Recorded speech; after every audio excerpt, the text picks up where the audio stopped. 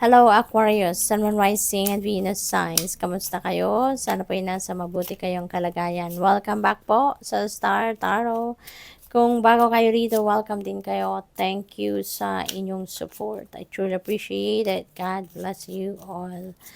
Aquarius, pauna mensahe po ninyo ay expand. Ayan, growth is often uncomfortable and messy but necessary. Okay?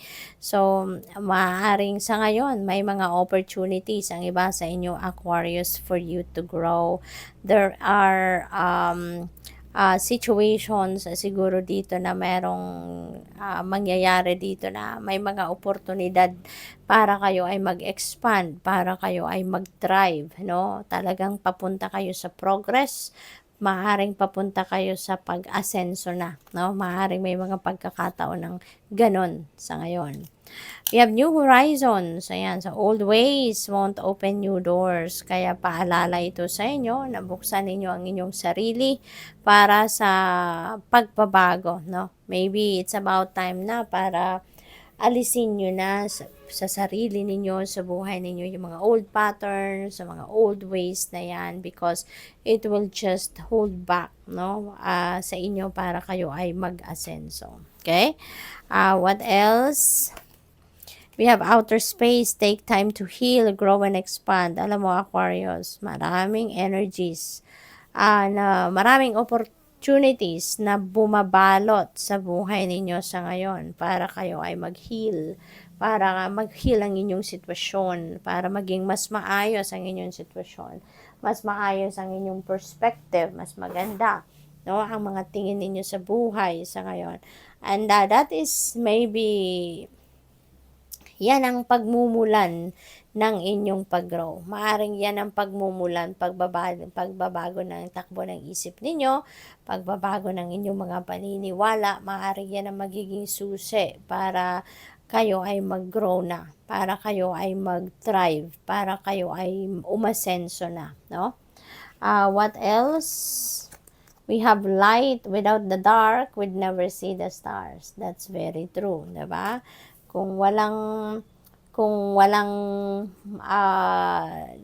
dilim, 'di ba? Hindi mo makikita ang liwanag. Kung walang liwanag, hindi mo rin makikita, hindi mo rin ma-recognize na meron palang dilim. Hindi ba? Yung contrast ba? Katulad na lang din 'yan ng kung walang failure, no, hindi natin ma-appreciate yung success.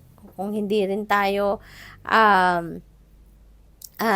hindi rin natin naranasan na mag-succeed tayo, 'di ba? So hindi rin natin ma-appreciate yung efforts natin, 'di ba? Na harapin ang hamon ng buhay, harapin yung mga difficulties sa buhay, yung mga ganon. So tingnan natin kung ano pa ang ganap. Ano pa ang mga mensahe para sa inyo for today?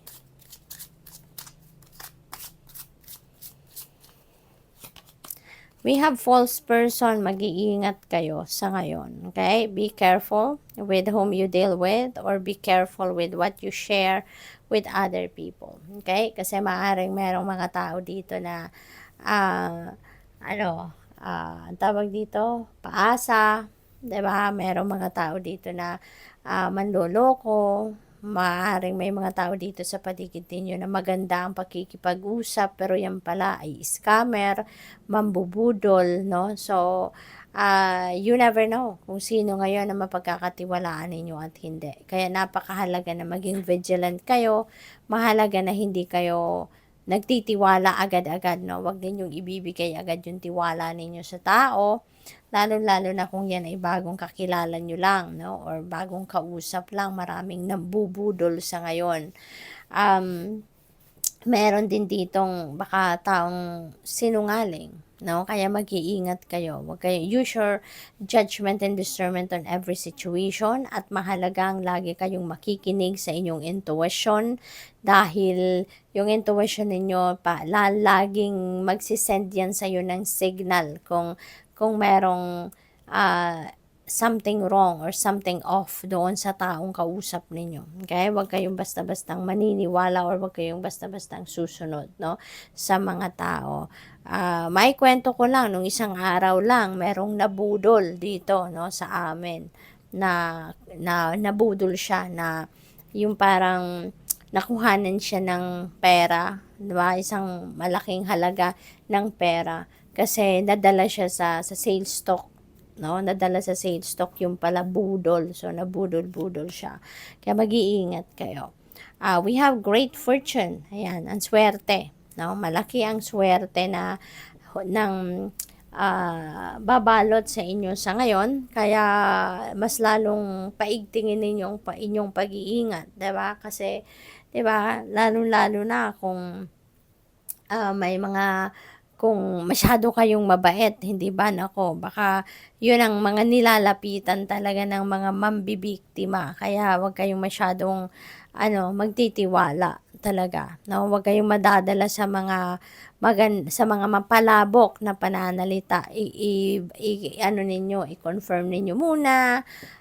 Wag na wag kayong magbibitaw ng pera na hindi ninyo na-confirm, hindi kaliwa ng transaction, yung mga ganon. So, depende sa inyong sitwasyon, mag-iingat kayo, okay? Lalo-lalo na ngayon na baka merong malaking perang dumating sa inyo with the great fortune energy, okay? Etong great fortune na to, hindi lang ito sa pera. Yung swerteng ito is not only limited to money. Maaari din na swerte kayo dito sa mga kaibigan, sa pamilya, sa relationship, sa negosyo, sa trabaho, karera, no? Yung great fortune na to could apply to various areas of life, okay? What else? We have 34 occupation. Baka swerteng-swerte kayo ngayon sa trabaho, Aquarius. Baka yung occupation na makukuha ninyo sa ngayon, baka yan ang in-applyan ninyo at yan ay diyan kayo siswertehin, no? Baka kung ano yung gusto ninyo or pinangarap ninyong trabaho, baka yun ang in-applyan ninyo at ngayon, yun ang makukuha ninyo. Yan ay mag-grant sa inyo. What else? We have number 4, courtship. Ayan, so siguro, siswertehin din kayo dito pagdating sa love life, no? Aquarius, kung kayo ay may nililigawan or kayo ay meron nandiligaw sa inyo, baka yung manliligaw ninyo ay swerte kayo sa kanya, maaaring ganun din ang ganap, no?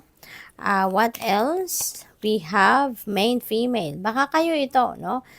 Si main female. Or baka meron kayong mga dealings with a female person sa ngayon. Maaaring siya din, yung nililigawan ninyo, posible din na ganon. May sumama, si mature woman. So, ayan, baka maybe you're dealing with a mature woman din sa ngayon. Baka yan ay merong influensya sa inyong love life, no? Baka si mature woman, baka magulang ninyo yan, baka magulang yan ng person ninyo, ng kaligawan ninyo, or manliligaw ninyo, or baka boss ninyo yan, no? Nasa tapat niya si occupation.